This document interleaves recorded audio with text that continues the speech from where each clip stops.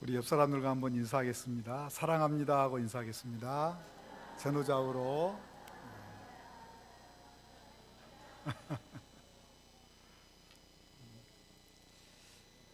아마 여러분들이 신앙생활 하시면서 가장 많이 듣는 말씀 가운데 하나가 십자가에 대한 거라고 생각이 됩니다.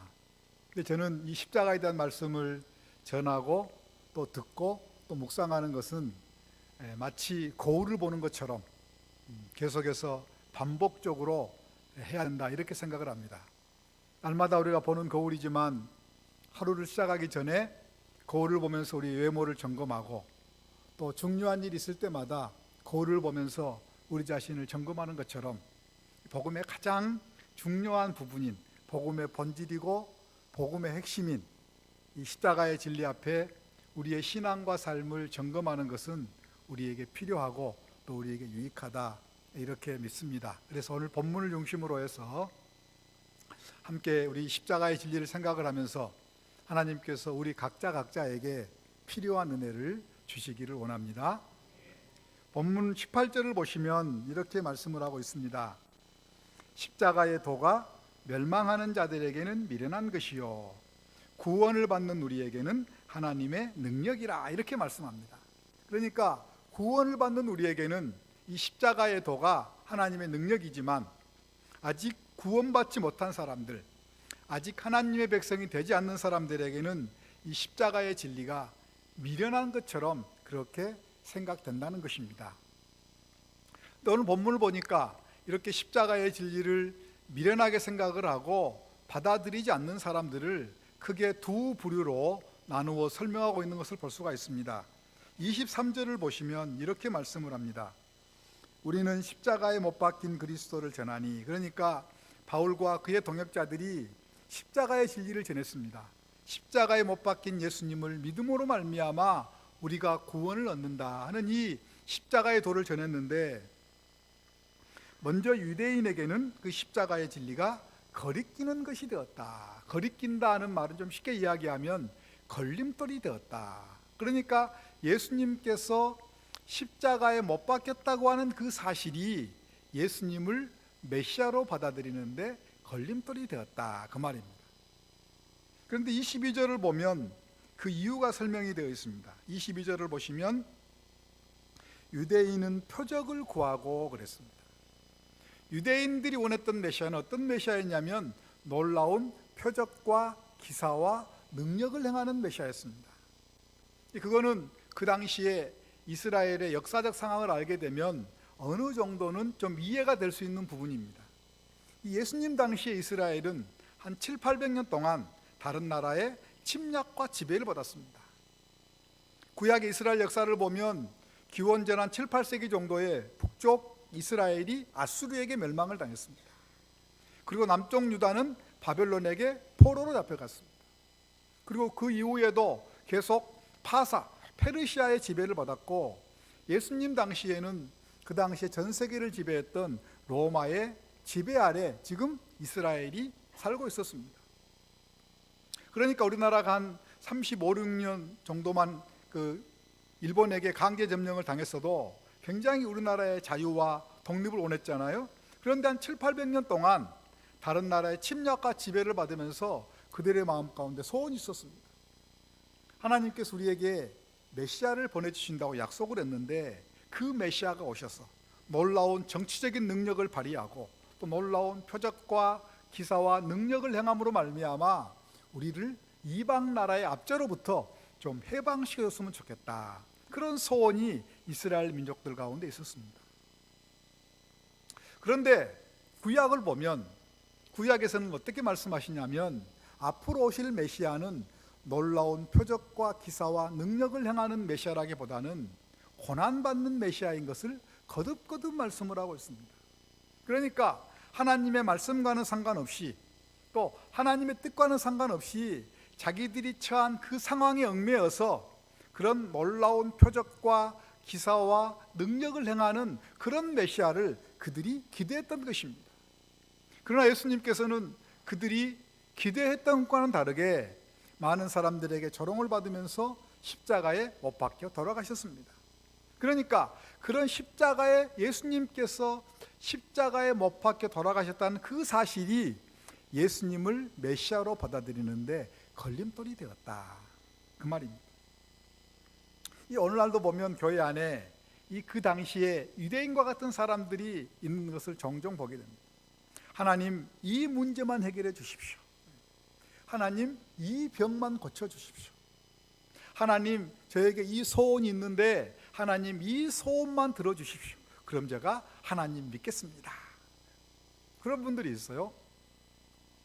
물론 예수를 믿게 되면 세상의 의학이라든지 세상의 과학이 설명할 수 없는 그런 이 기적적인 일들을 경험하는 것은 너무나 자연스러운 일이고 또 너무나 당연한 일이라고 저는 믿습니다.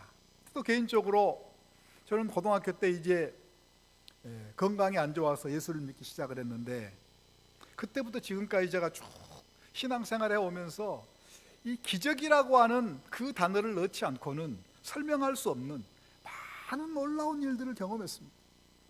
병원에서 고침받지 못한 많은 병들도 고침받았고, 한순간 한순간 살아가면서 하나님께서 도저히 불가능하게 생각되는 그런 일들을 기적적으로 해결해 주셔서 그 일이 넘어간 적도 많았고, 뭐 저만 그러겠어요?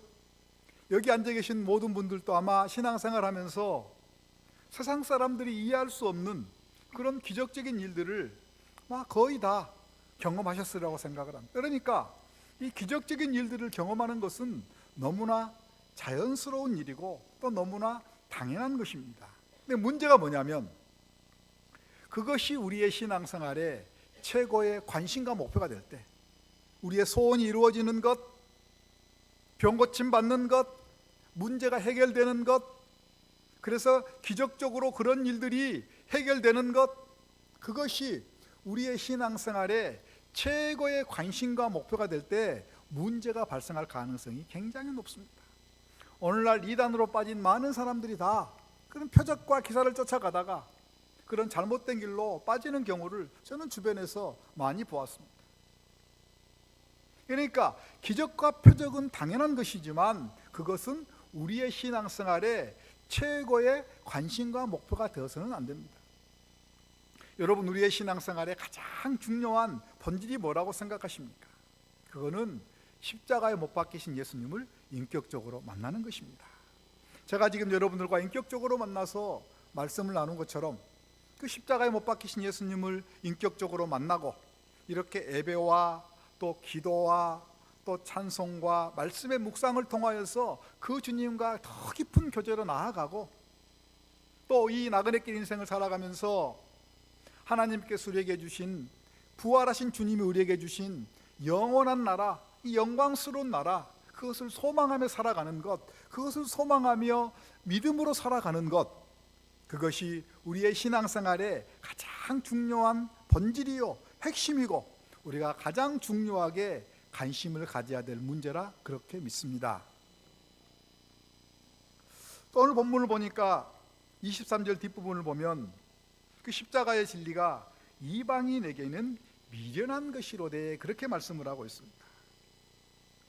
이방들이 보기에는 십자가에 못 박힌 그리스도를 믿음으로 말미암아 구원을 얻는다, 이것이 미련하게 생각되었습니다.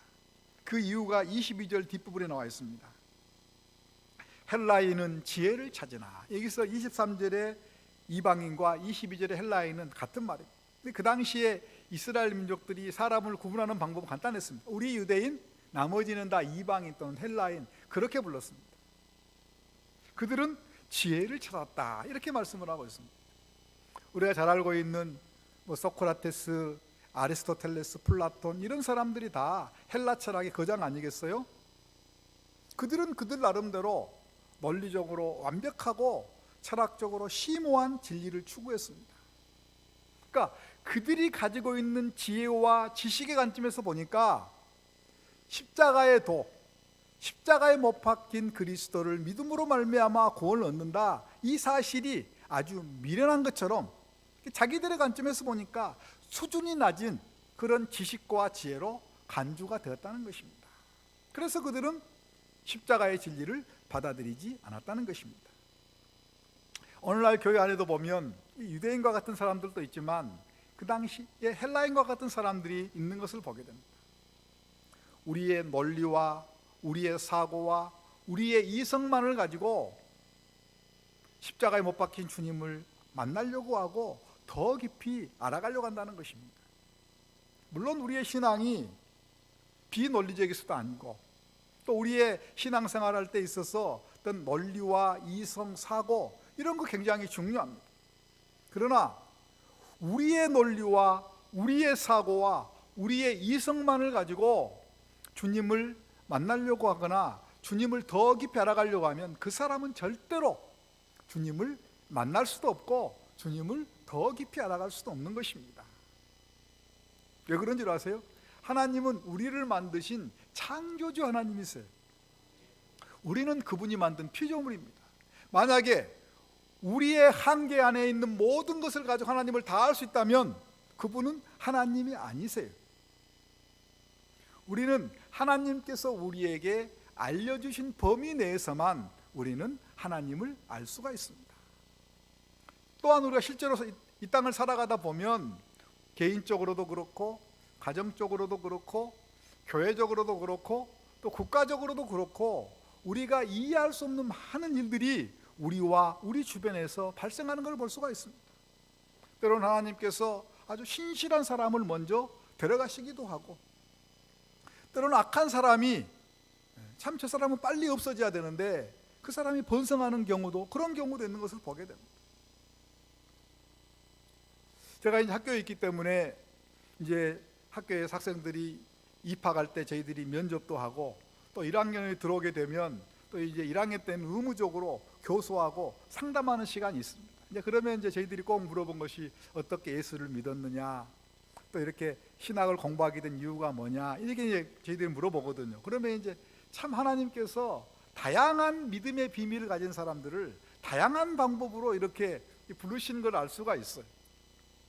그런데 이제 그런 사람들을 보면 그분들도 이렇게 신앙생활을 쭉 그동안 하면서 이해할 수 없는 일들을 많이 경험한 다음에 오시는 분들도 있어요.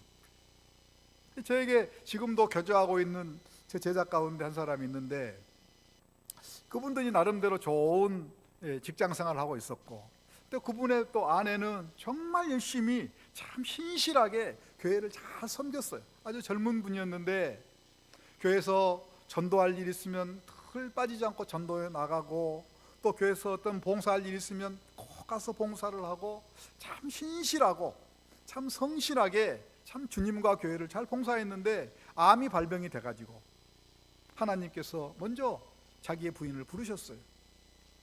이분은 이해가 안 되는 거예요. 어떻게 우리 아내처럼 참 이렇게 신실하고 주님을 위해서 최선을 다해서 봉사하는 사람을 왜 하나님이 불러갔냐는 거예요.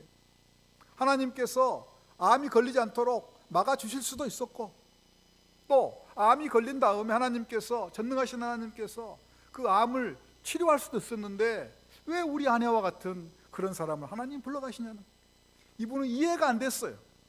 그래서 이제 직장생활도 그만두고 방황하는 시간을 거쳤습니다. 7, 8개월 동안 거의 뭐 정신적인 공황을 경험하면서 그러다 하나님이 그분에게 은혜를 주셨어요.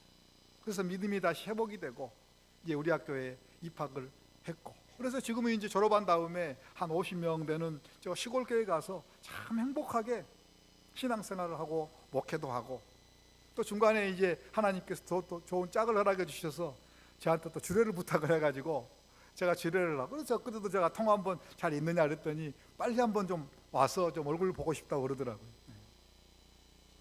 우리가 이해할 수 없는 일들을 우리가 이 땅을 살아가면서 우리는 늘상 경험하게 됩니다. 그래서 어떤 선교사님이 했던 유명한 이야기가 있어요. 나는 하나님을 다 이해할 수 없습니다. 그러나 나는 하나님을 신뢰합니다. 이 궁극적인 면에서 하나님은 우리의 이해의 대상이 아니고 하나님은 우리의 믿음의 대상인 줄로 믿습니다. 다 이해할 수 없는 일 만나도 우리는 하나님을 신뢰할 수 있고 그 하나님께서 하나님을 사랑하는 사람 모든 사람에게 합력하여 선을 이루시는 믿음의 하나님이신 줄로 믿습니다. 그러면 어떤 사람에게는 이렇게 십자가의 도가 걸림돌이 되었고 어떤 사람들에게는 미련한 것처럼 보이는 이 십자가의 진리가 믿는 우리에게는 어떻게 고백돼야 되느냐? 24절을 보겠습니다. 오직 부르심을 받은 자들에게는, 하나님이 부르셔서 하나님의 백성 되게 한 그 사람들에게는, 그 사람이 유대인이었든지 헬라인이었든지 그리스도는 먼저 하나님의 능력이라. 하나님의 능력이라. 예수님의 십자가는 하나님의 능력이라는 것입니다. 우리가 이제 이 구원을 다양한 관점에 설명할 수가 있는데, 구원은 이렇게 설명될 수가 있습니다. 구원은 통치 영역의 변경이라, 이렇게 설명할 수 있어요. 다시 말하면 구원이라는 게 뭐냐? 구원이라고 하는 것은 마귀의 지배, 마귀의 통치를 받고 있다가 이제는 하나님의 지배, 하나님의 통치로 옮겨지는 것이다. 그래서 이제 우리가 구원은 통치 영역의 변경이라, 이렇게 설명할 수가 있어요. 근데 그 십자가의 진리는, 그 십자가를 통하여서 하나님께서 이 마귀의 세력을 무너뜨리고 그 마귀에게 사로잡혔던 우리를 하나님의 통치로, 하나님의 지배로 옮길 수 있는 그 능력이 바로 어디에 있냐면 바로 십자가에 있습니다. 십자가. 그래서 우리가 십자가를 하나님의 능력이라, 이렇게 말씀하는 것입니다. 그런데 이 능력이라고 하는 말은 헬라어 사전을 찾아보면 두나미스라고 하는 말인데, 헬라어 사전을 찾아보면 그거는 능력이라고 하는 의미도 있지만 또 어떤 의미도 있냐면 처방이라고 하는 의미도 있어요. 처방. 그래서 종종 우리가 이 능력이라고 번역된 우리말 성경 단어 가운데 하나를 처방이라고 바꾸어서 우리가 번역해 보면 훨씬 우리에게 와 닿을 때가 있어요. 오늘 본문도 그 가운데 하나예요. 예수님의 십자가는 우리를 구원하시기 위한 하나님의 처방, 하나님의 구원 방법이라, 이렇게 번역할 수도 있어요. 사실 이 처방이라고 하는 말과 능력이라고 하는 말은 아주 밀접하게 연결이 되어 있습니다. 오늘날 이제 병원에 가보면 의사 선생님들이 처방을 해주잖아요. 그렇죠? 근데 그 처방이 옳다면, 바르다면 그 처방대로 따르면 뭐가 나타나요?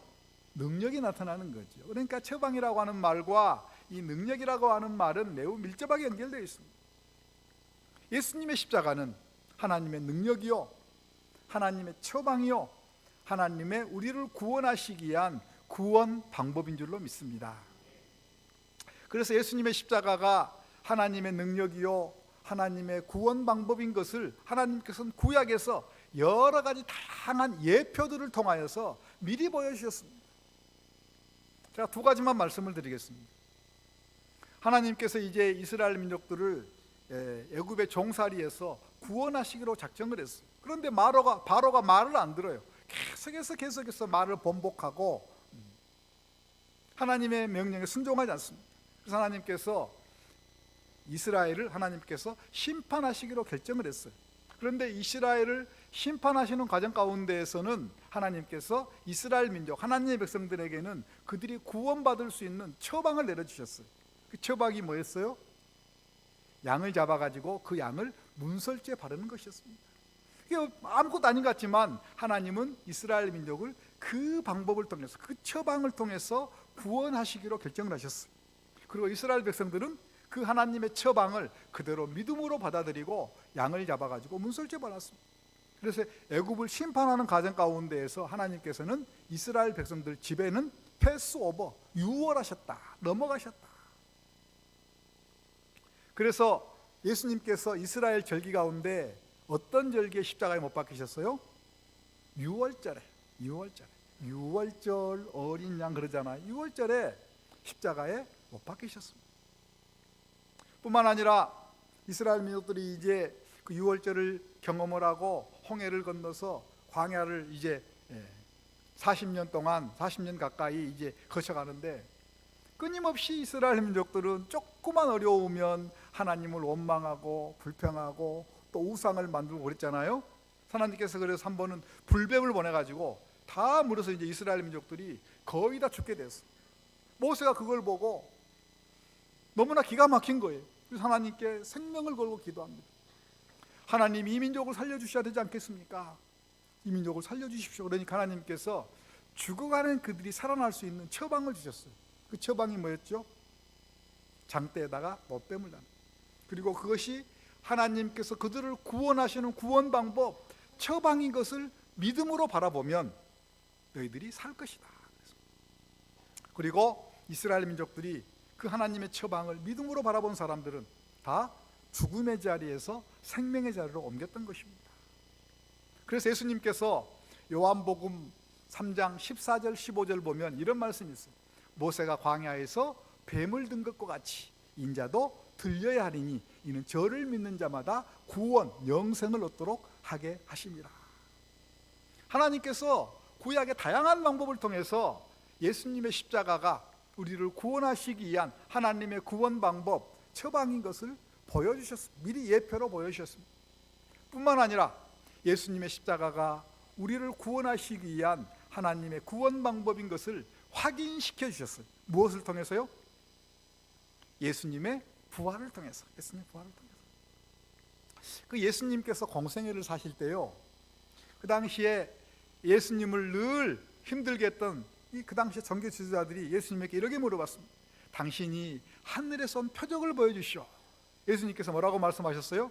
내가 누구의 표적밖에는, 요나의 표적밖에는 너에게 보일 것이 없다 그랬습니다. 요나의 표적이란 게 뭐죠? 예수님의 부활을 말씀하시는 거예요. 예수님께서 공생애를 사실 때 너희가 이 성전을 헐어라, 내가 사흘 만에 다시 일으키리. 다 뭘 말씀하는 거예요? 예수님의 부활을 말씀하시는 거예요. 물론 예수님께서 이 땅에 오셔서 무리로 걷기도 하시고 죽은 자도 살리기도 하시고 많은 기적들 행하셨지만 예수님의 십자가가 우리를 구원하신 하나님의 구원 방법인 것을 확인시켜줄 가장 결정적인 증거는 뭐냐면, 십자가에 못 박히신 다음에 사흘 만에 다시 그 예수님을 하나님께서 부활시킬 것이다. 그거를 통하여서 예수님의 십자가가 하나님의 구원 방법인 것이 가장 분명하게 확인될 것이다. 예수님께서 그렇게 말씀하셨고, 말씀하신 그대로 예수님께서는 사흘 만에 다시 부활하셨습니다. 여러분 잘 아시겠지만 그 당시에 이 십자가 처형은 비로마인들을 대상으로 가장 악한 정치인들에게만 해당되는 그런 사형 방법이었습니다. 만약에 하나님께서 예수님을 부활시키지 않았더라면 십자가에 못 박히신 예수님이 우리를 위한 구원자인지 아닌지 우리가 확인할 수가 없었어요. 그러나 하나님께서 사흘 만에 예수님을 부활시키심으로 말미암아 십자가에 못 박히신 예수님이 우리의 구원자인 것을 확인시켜 주셨던 것입니다. 뿐만 아니라 성경은 어떻게 말씀하냐면, 하나님께서 천하에 너희가 구원받을 만한 다른 이름을 주신 적이 없다. 다른 말로 하면 우리가 구원받을 수 있는 유일한 방법은 십자가에 못 박히신 예수님을 믿음으로 받아들이는 것이다. 믿음으로 받아들이는 것이다. 하나님께서 우리가 구원받을 수 있는 유일한 방법은 십자가에 못 박히신 예수님을 믿는 그 방법밖에 없는 줄로 믿습니다. 그러니까 우리가 아무리 열심히 교회를 다녀도, 아무리 성경을 많이 알아도, 아무리 교회에서 이것저것 열심히 한다고 할지라도 십자가에 못 박히신 예수님에 대한 믿음이 없다면 우리는 구원과는 상관없는 것입니다. 여러분, 이거 잘 중요합니다. 오직 우리가 구원받을 수 있는 유일한 방법, 그거는 십자가에 못 박히신 예수님을 믿음으로 받아들이는 것입니다. 우리 모든 성도들 한 사람도 빠짐없이 십자가에 못 박히신 예수님을 믿음으로 말미암아 하나님의 구원받은 백성 되기를 주님의 이름으로 축원합니다.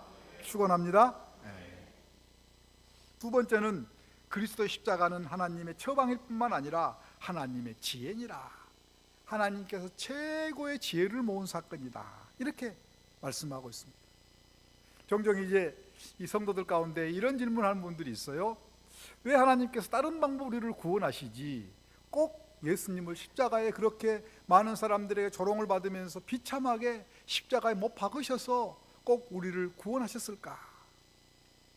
오늘 본문이 보니까 뭐라고 말씀하고 있냐면, 예수님의 십자가는 하나님의 최고의 지혜를 모은 사건이다. 왜 이 방법밖에 없었을까? 두 가지로 설명할 수가 있는데요. 하나는 이제 우리가 구약을 보면, 특별히 율법을 보면, 구약의 율법에는 하나님이 어떤 분인가를 우리에게 알려주셔요. 또 하나님이 어떤 법칙을 정해 놓으신지도 우리에게 알려주셔요. 그 가운데 하나가 뭐냐면 하나님은 죄를 그냥 용서하지 않아요. 하나님은 죄가 용서될 때는 반드시 그 죄 용서를 위한 희생제물 또는 대속제물이 반드시 있어야 됨을 말씀하고 있어요. 하나님은 그만큼 죄를 중요하게 심각하게 보시는 거예요. 그냥 말로만 용서가 되는 게 아니고 희생제물이 드려져야만 죄가 용서가 될 만큼 죄를 심각하게 보시는 거예요. 그러니까 우리 죄가 용서가 되기 위해서는 반드시 희생제물이 필요한 거예요. 하나님은 스스로 계시는 분이지만 하나님은 또한 스스로 정하신 법칙에 아주 충실하신 분이거든요.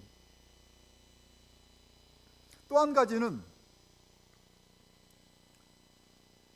여러분 아까 제가 구원을 설명할 때 구원이 뭐라고 했냐면, 구원은 마귀의 지배 아래 있다가 하나님의 지배로 통치 영역이 변경되는 것이다, 그렇게 말씀을 드렸잖아요. 그런데 마귀에게 지배했던 우리를 구원하기 위해서는 마귀와 싸워서 이겨야 돼요. 그런데 여러분, 사람 가운데 마귀와 싸워서 이길 수 있는 사람이 있어요, 없어요? 제가 마귀와 싸워서 이길 수 있을까요? 저의 힘만 가지고는 마귀와 싸워 절대 이길 수 없어요. 제가 이길 수 있는 방법은 뭐냐면 예수님의 능력을 의지하면 저는 마귀와 싸워서 이길 수 있어요. 근데 저의 힘만 가지고는 마귀와 싸워 이길 수 없어요. 마귀와 싸워서 이길 수 있는 분이 계셔요. 어떤 분이에요? 하나님이에요. 하나님 외에는 마귀와 싸워서 이길 수 있는 분이 없어요. 그러니까 하나님 대신 예수님이 이 땅에 내려오셔서 희생제물이 되는 방법 외에는 우리를 구원할 수 있는 방법이 없었다는 거예요. 그걸 오늘 본문은 뭐라고 말씀하냐면 하나님의 지혜라, 이렇게 말씀하고 있는 거예요. 여러분, 사도 바울이 이걸 깨달았던 거예요.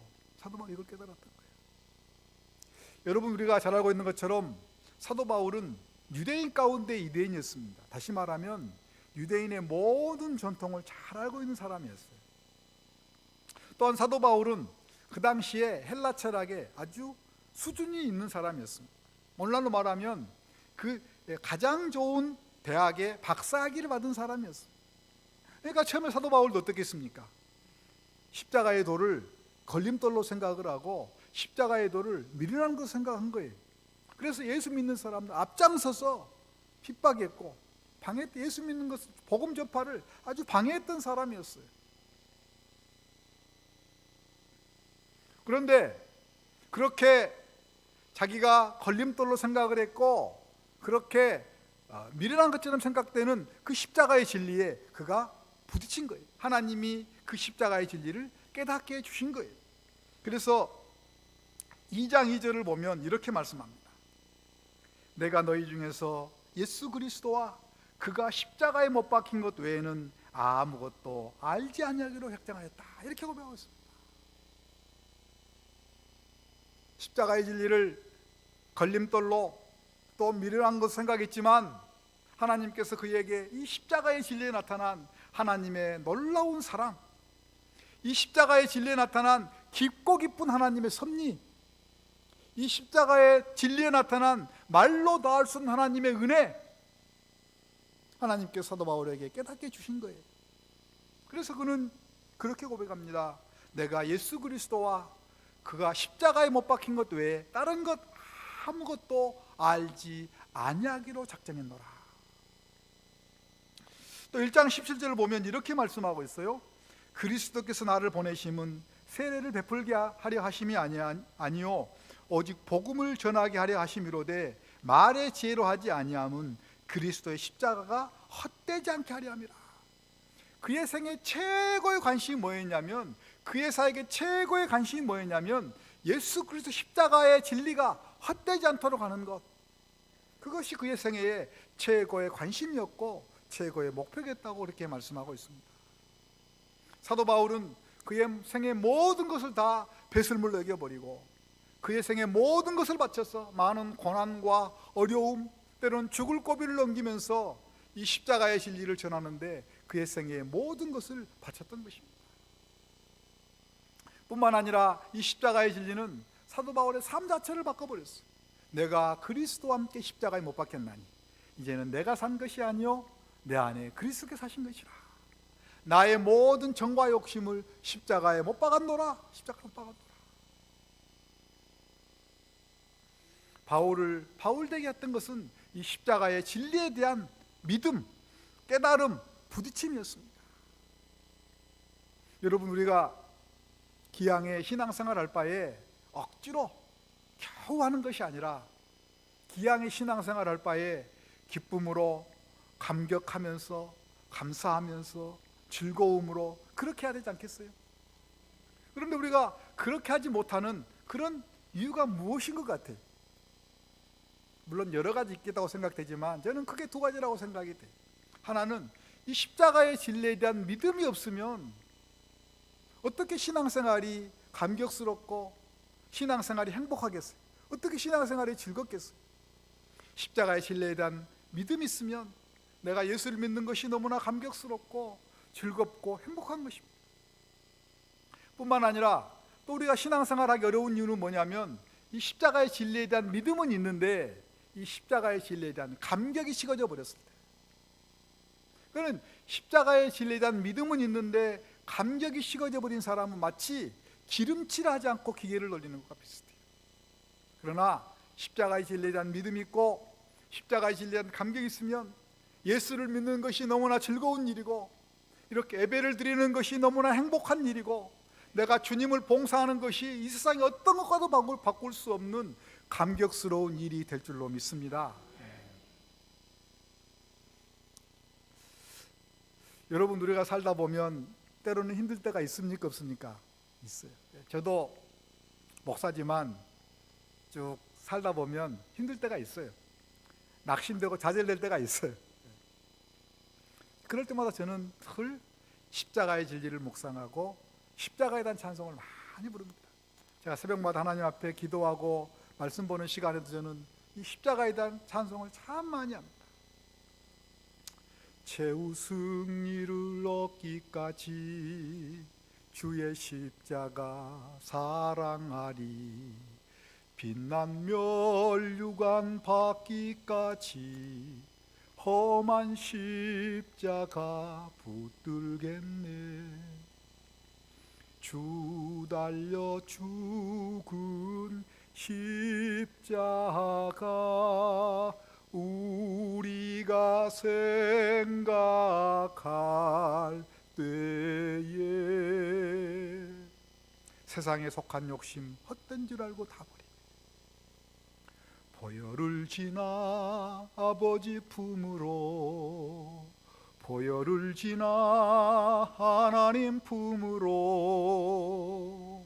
보혈을 지나 아버지 품으로 한 걸음씩 나가네. 다 같이 그 뒤에 할까요? 존귀한 주 보혈이 내 영을 새롭게 하시네. 존귀한 주 보혈이 내 영을 새롭게 하네. 십자가를 묵상을 하고 십자가에 대한 찬송을 부르면 내 심령 깊은 곳에서 세상이 알 수 없는 새로운 힘과 새로운 믿음이 솟아오르는 것을 경험하게 됩니다. 여러분들, 하루에 여러분들이 한 5분 정도만 시간을 내어서 십자가의 진리를 깊이 묵상할 수만 있다면 우리는 평생토록 기쁘고 즐겁고 감격스럽게 신앙생활을 하게 될 줄로 믿습니다. 우리 여자분들 화장하는데 한 10분 걸리잖아요. 오늘 교회 오시면 화장 다 하셨잖아요. 한 10분 정도 걸린 것 같은데 우리 집사람 보니까. 우리가 외모를 가꾸는데도 필요하죠. 화장하는 것도 한 우리가 시간을 투자해서 매일매일 점검하는 것처럼 우리의 영성을 위해서, 우리의 믿음을 위해서 하루 5분 정도만 시간을 내어서 우리가 십자가의 진리를 깊이 묵상할 수만 있다면 우리는 참으로 기쁘고 감격스럽게 신앙생활하게 될 줄로 믿습니다. 그럼 어떻게 해서 우리가 이 십자가의 진리를 믿고 이 십자가의 진리에 감격하며 신앙생활을 할 수 있을까? 오늘 본문 19절부터 21절을 보니까 계속해서 어떤 말씀이 나오냐면 세상의 지혜, 세상의 총명으로 안 된다는 거예요. 21절만 한번 보겠습니다. 하나님의 지혜에 있어서는, 하나님의 지혜가 뭐죠? 여기서 십자가를 말하는 거죠. 이 세상이 자기 지혜로 하나님을 알지 못하므로 하나님께서 전도에 미련한 것으로 믿는 자들을 구원하시기를 기뻐하셨도다. 그게 하나님의 방법이라는 거예요. 전도라고 하는 것은 전도의 행위를 말한다기보다도 본문에서는 말 그대로 도를 전하는 거예요. 십자가의 도를 전하는 방법으로 하나님께서 믿는 사람들을 구원하신다는 거예요. 그런데 이 말씀이 2장 4절을 보면 조금 보충 설명이 되어 있어요. 2장 4절, 내 말과 내 전도함이 설득력 있는 지혜 말로 하지 아니하고 다만 성령의 나타나심과 능력으로 하여. 그러니까 다른 뭐 그럴듯한 말로 하는 게 아니라 십자가의 진리를 전하는데, 그 십자가의 진리를 전하는 가운데 누가 역사하셔요? 성령이 역사하시면, 성령께서 나타나시고 성령께서 능력으로 역사하시면 그 십자가의 진리를 전하는 그 방법을 통하여서 안 믿는 사람들이 예수님을 믿고 구원을 받는다는 것입니다. 우리도 마찬가지예요. 우리가 어떻게 해서 이 십자가의 진리를 믿고 감격할 수 있느냐? 어떤 방법으로요? 성령이 역사하시면, 성령께서 깨닫게 하시면, 성령께서 믿게 하시면, 칠흑 같은 어둠이 있다고 할지라도 서치라이트를 쫙 비치면 그곳이 환하게 보이는 것처럼 하나님의 성령이 우리 가운데 역사하시면 우리도 이 십자가의 진리를 믿고 이 십자가의 진리에 감격하고 또 우리가 사랑하는 사람들에게 이 십자가의 진리를 가장 효과적으로 전하게 될 줄로 믿습니다. 한 사람도 빠짐없이 이 십자가의 진리를 믿고 이 십자가의 진리에 감격하며 이 십자가의 진리를 평생 전하는 복된 성도들이 되기를 주님의 이름으로 축원합니다.